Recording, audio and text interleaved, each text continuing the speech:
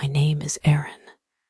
I am 25 years old. I live in a small house with my husband Lucas in a city, Sacramento. Sacramento is known as City of Trees and is a beautiful city and friendly people. I moved here 6 months ago when I married Lucas. Lucas is warm and wonderful man, I feel. He makes me laugh and he has kind, gentle eyes. I love him very much. Before I met Lucas, I lived in a city very far away from here. I worked in an office. My life had been busy, maybe a little lonely. Then I met Lucas at a friend's party. We talked all night. It felt good. It felt easy. It felt right. Falling in love with him was the best and most beautiful moment of my life. Marrying Lucas was my dream come true. I imagined our life together, a small, cozy home, silent evenings, perhaps children one day. A simple, happy life filled with love, happiness, and I have all that with Lucas. Our home is small, but we made it cozy and happy. Lucas works hard as a carpenter. I started working part-time at the local library. I love Lucas more and more every day, but there is one big shadow over our happiness, a big problem that makes my heart heavy almost every day, and that's his mother. My mother-in-law, Monica. She doesn't like me. In fact, she hates me. I know it sounds strong to say hate, but that is how it feels. She tries to destroy our life, our happiness and peace every day, and it's breaking my heart. When I first met Monica, before the marriage, she seemed okay, a little strange and serious perhaps. She didn't smile much at me, but she wasn't rude either. Lucas told me, "Mom takes time to become friendly with people. Don't worry, Erin. She'll love you once she knows you." I wanted to believe Lucas, and I really did. I wanted his mother to like me. I wanted his mother to love me. It felt important for Lucas and our future family, so I tried my best to keep the relation strong. When we visited her home for Sunday lunch, I brought flower bouquet and dessert. I helped her in the kitchen. Even though she didn't ask, I praised her cooking. I asked her questions about Lucas's childhood. She answered kindly, but always with a distance. Her eyes lacked warmth and cold at me. It seemed like emotionless after Lucas, and I got married and moved into our small home near her house, too close. I think now things got worse, extremely worse. The little issues started almost immediately. I bring to mind the first time I cooked lunch for her and Lucas's father, John. John is quiet but kind. He always smiles at me. I made my mother's special cuisine, tikka masala. Lucas loved it. He told me it was delightful. John also said it was delicious. But Monica, she picked at her food. Then she said, "It's interesting, Erin. However, it's a bit spicy." Lucas generally prefers simpler forms of food, like my chicken and sweet potato trebek or roast chicken. I felt hotness on my face. It wasn't just about the spice. It was her tone and her manner of speaking, like my cooking. My background was unusual and not good enough. Lucas pressed my hand underneath the table. "Mom, it's tasty. Erin is a great cook," he said. Monica just inhaled quietly, and that was the first time it hurt. Even so, I told myself, it's okay. She just has different tastes. Don't be emotional. But I deeply feel it wasn't just about taste. It was everything. My cleaning wasn't good enough. "Did you miss this spot, Erin? That color doesn't really suit you, darling. You should wear something different." Even the way I arranged flowers at the library was wrong. Supposedly, She visited me at work once. She looked around and said, "It's fine, I suppose, yet a bit messy. Flowers need good arrangement." Every comment felt like a little pinprick. Perhaps they were small, but together, day by day, they started to hurt deeply. I felt like I couldn't do anything correctly in her eyes. I started feeling nervous and panic whenever she was around. My hands would get uneasy and sweaty. My stomach would feel tight squeeze. Lucas didn't often see it, or maybe he didn't want to see it. When I tried to tell him softly that his mother's words sometimes hurt me, he would always say, "Oh, Mom doesn't mean it like that, Erin. She's just old-fashioned, or she's always been particular, even with me. Just try to ignore her." Ignore her. How could I ignore the persistent feeling of disapproval? How could I ignore the person who obviously think I wasn't good enough for her son? Ignoring, it seems like pretending the shadow wasn't there, even as it grew darker. Then came the interference. Monica started visiting our house, unannounced, mostly when Lucas was at work. She had a spare key. Lucas gave it to her for any emergencies before we were married. I didn't like that she had it. She would just walk in. "Just checking on things, dear," she would say, already looking around with her fault-finding eyes. One afternoon, I came home from the library to find the cushions on our sofa rearranged. The small painting Lucas and I bought together was moved to a different wall. Monica was in the kitchen, wiping the counter. "Oh, hello, Erin," she said, but not looking at me. I just popped in the living room. "Looked more better this way, don't you think? More balance." I felt a surge of anger, but I swallowed it. "Monica, please," I said, trying to keep my voice calm. "This is our home, and we love it the way it is. And please, could you call before you come over?" She then turned to me. Her eyes were wide and looked cold. "My goodness, Erin, so sensitive. I am Lucas's mother, and this is reasonably my second home. I am only trying to help. Some people might be grateful." She made me feel like I was the rude person, the ungrateful person. I didn't know what to say. I just wanted her to leave. She started giving unnecessary advice over everything, that how we should spend and save money, even though she didn't know our finances. When we should have children. "Don't wait too long, Erin.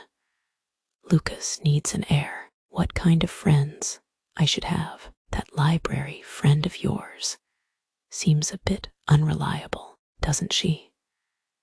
It felt like she was trying to control every single part of my life. The hardest part of our life was when she was started to turn Lucas against me. It wasn't always obvious, but little comments she made to him when she thought I wasn't listening.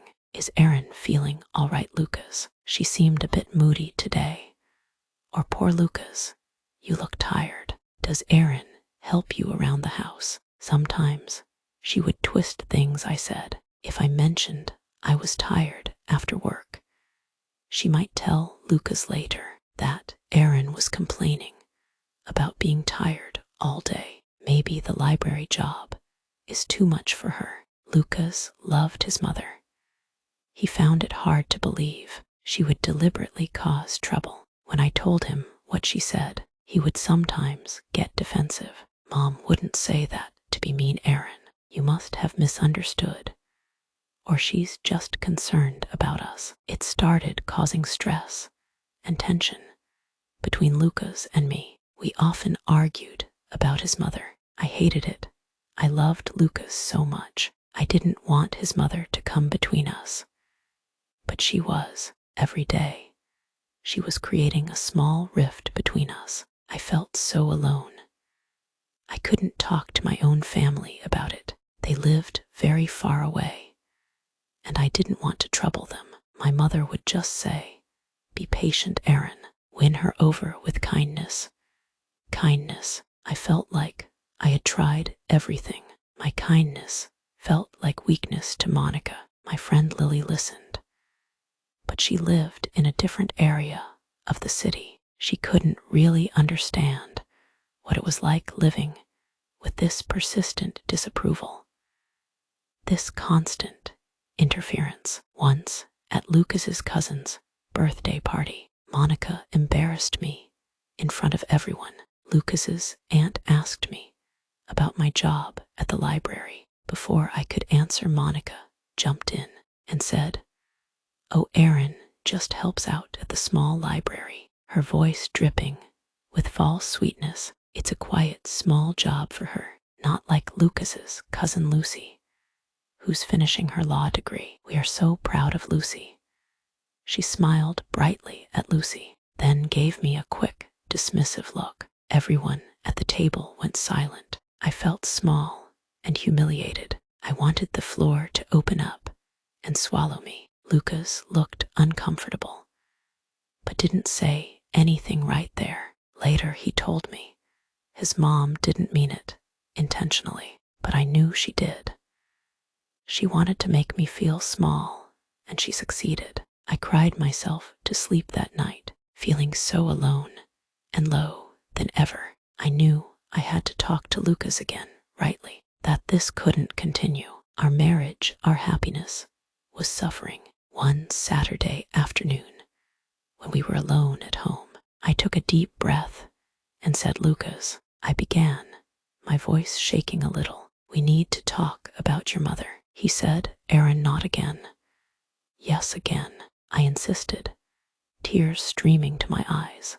"Lucas, I can't live like this anymore. Her comments, her visits, the way she talks about me, it hurts, it really hurts.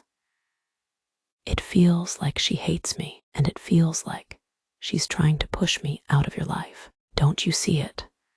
I told him everything, how I felt constantly criticized, how I felt like I had no privacy in my own home, how she twisted my words, how she made me feel small and unimportant. I cried as I spoke, letting out all the pain I had kept inside my heart for so long.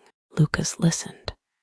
This time, he really listened carefully. He looked sad and confused, maybe a little guilty. He held me close and whispered, "Erin, I am so sorry. I didn't realize how bad it was for you. I guess I'm used to her ways. I know she can be difficult, but I didn't see how much she was hurting you. I should have seen it. I should have protected you better." Hearing Lucas say that felt like a huge weight lifting off my shoulders. He saw it. He finally saw it. "What do we do, Lucas?" I asked, looking up at him. "We need to set some limits and boundaries," he said strongly. "Together, we need to talk to her, and I want to support you always. You are my wife. You come first." That conversation felt like a turning point. Lucas talked to his mother the next day. I wasn't there, but he told me about it. That he told her firmly and kindly that she needed to respect me, respect our home, and respect our decisions. He told her to stop the unannounced visits. Her critical, disrespectful comments were hurtful and needed to end. Monica was probably furious. She cried.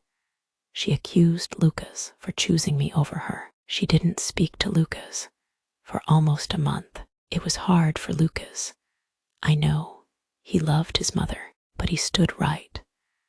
He told me, "We have to do this, Erin, for us." Things didn't supernaturally become all right after that. Monica didn't suddenly become warm and loving towards me. She was still cold and distant, but she changed her behavior. Mostly, the unannounced visits stopped. She called first. Her criticisms became less frequent, less direct.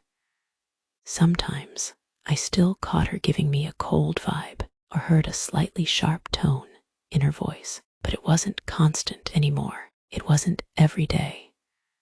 but she still tried to create problems or cause trouble sometimes. Little things like forgetting to invite me to a small family gathering, until the last minute, are making comments to Lucas about how different things were now that he was married. But Lucas handled it uniquely now. He didn't make excuses for her. He would kindly but firmly correct her or change the topic. And most importantly, he supported me. He would tell me later, "Don't let her get to you, Erin. We know the truth, that we have each other." And knowing Lucas was truly on my side made all the difference. I still felt uncomfortable around Monica, but I even didn't feel so alone anymore. I didn't feel like I was fighting this battle by myself. We were like a team, Lucas and I, facing his mother's disapproval together. It's still hard sometimes, but we together handle it in better ways and firmly. Perhaps Monica will never truly accept me or love me, and that hurts Lucas too deeply, I think. But we are learning to manage it. We visit her, but not as always. We keep the visits shorter. We stay kind, but we don't try too hard to make her approval win anymore. I realized I don't need her approval. I have Lucas's love.